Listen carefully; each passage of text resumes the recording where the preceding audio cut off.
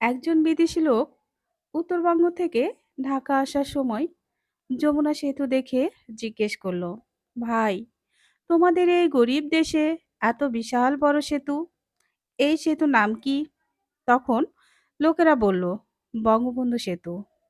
লোকটি ঢাকা শহরে প্রবেশ করে গুলিস্তানের মোড়ে বিরাট বিরাট বিল্ডিং দেখে জিজ্ঞেস করলো, ভাই, এই স্থানটির নাম কি?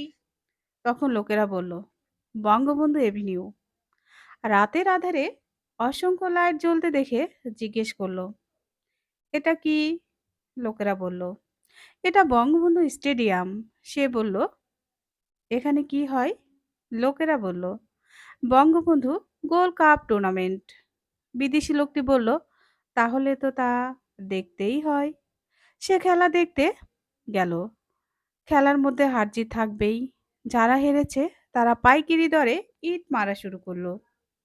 দুর্ভাগ্যক্রমে একটি ইট এসে সেই বিদেশি লোকটির কপালে লাগলো।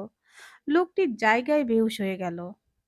2 ঘন্টা পর হুঁশ আসার পর জিজ্ঞেস করলো, ভাই, আমি কোথায়? তখন লোকেরা বলল, বঙ্গবন্ধু হাসপাতালে। এবার লোকটি বলছে, ভাই, তোমাদের পায়ে ধরি, আল্লাহর ওয়াস্তে, এরপরে তোমরা আমাকে বঙ্গবন্ধু গোরস্থানে নিয়ে যাইও না। বন্ধুরা, গল্পটি কেমন লাগলো কমেন্টসের মাধ্যমে জানাতে ভুলবেন না। আজ এই পর্যন্তই। সবাই ভালো থাকবেন, সুস্থ থাকবেন। আল্লাহ হাফেজ।